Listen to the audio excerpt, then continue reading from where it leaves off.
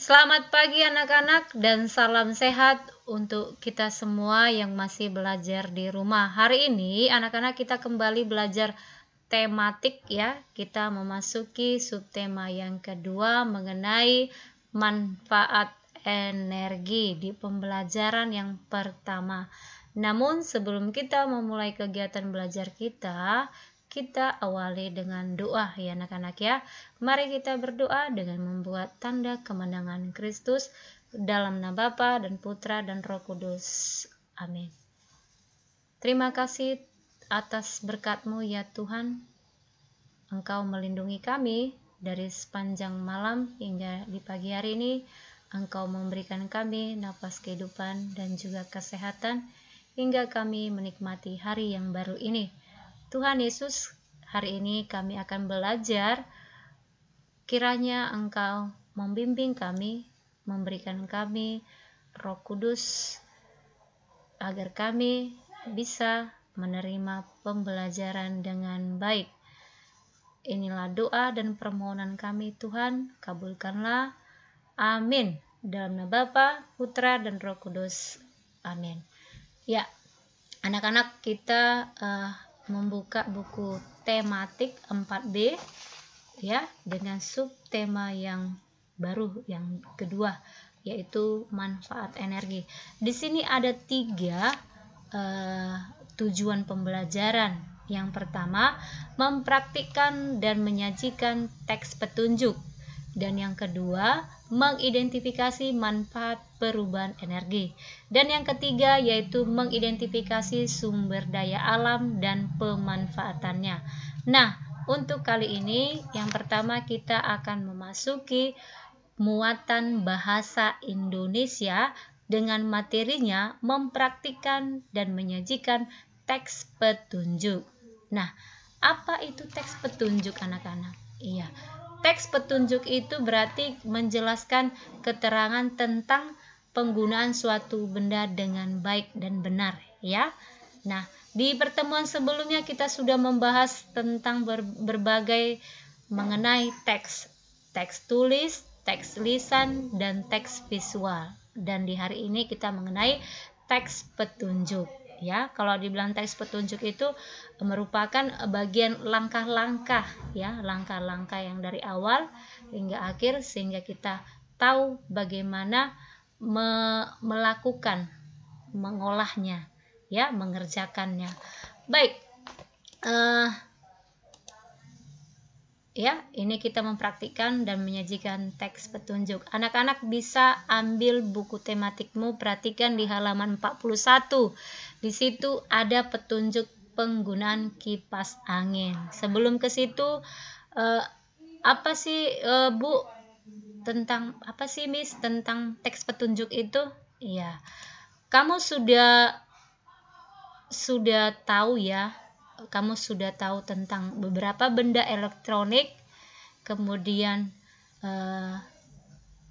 benda seperti permainanmu. Di situ ada teks petunjuk, teks pengguna ya, ada teks cara kita untuk melakukan beberapa hal sehingga kita dapat memperoleh hasilnya yang baik ya, yang sempurna.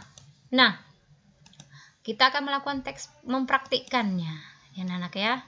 Nah, sebelum ke situ kamu harus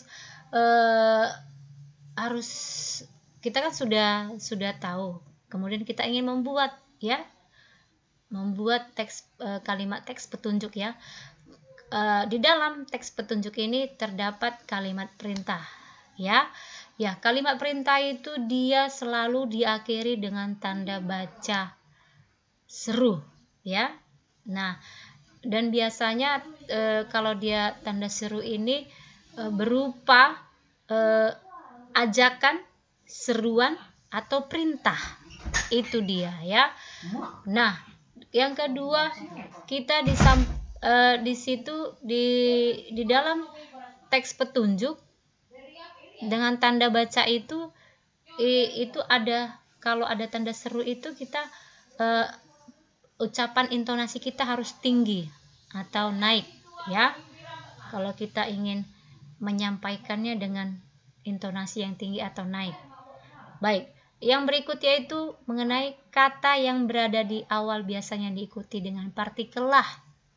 Ya, partikel lah. Misalnya, ambillah beberapa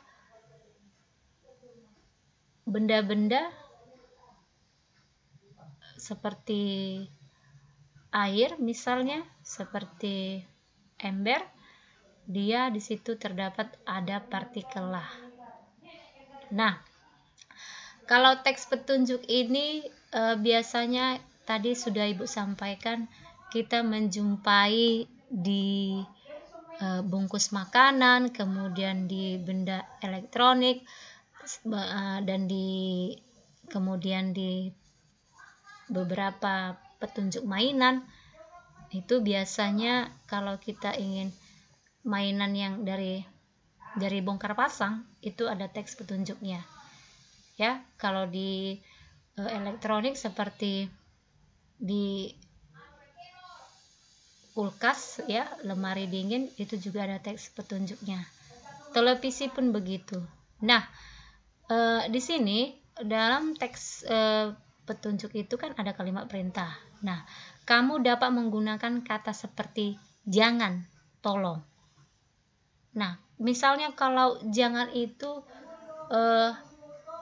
jangan dekatkan benda ini dari cahaya matahari.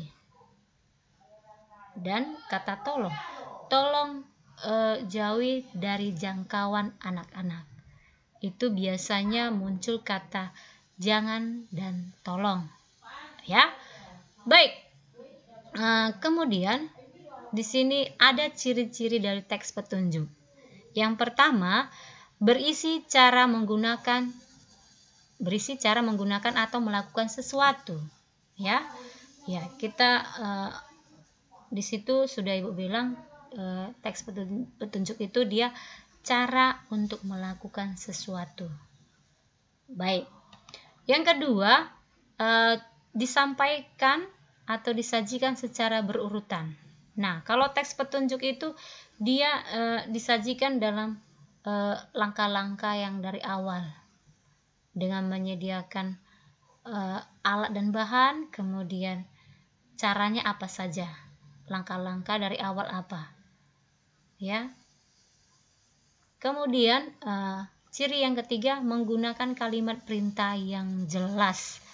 Nah, kalimat perintah yang jelas tadi sudah kita lihat dan kita dengar bahwa kalimat perintahnya seperti kata jangan dekat dengan cahaya matahari, tolong jauhi dari jangkauan anak-anak.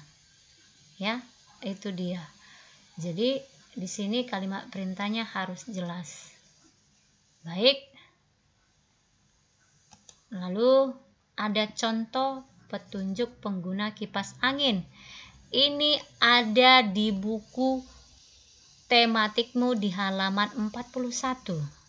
Nah, yang pertama, teks petunjuk yang pertama, langkah yang pertama katanya colokkan steker kipas angin pada stop kontak.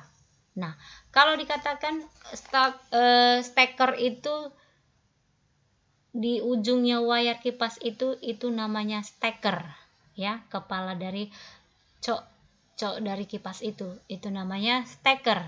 Kemudian stop kontak itulah dia tempat untuk menyalurkan arus listrik ke steker, sehingga kipas itu bisa kita lanjutkan apalagi langkah berikutnya. Yang kedua, tekanlah salah satu tombol angka pada kipas angin. Ini kipas ya nak ya, bukan salah ketik nih, kipas angin. Nah, pada kipas angin di rumahmu ada di situ tombol untuk menyalakan, ya. Misalkan on, itu mulailah menyalakan. Lalu kamu ingin merasakan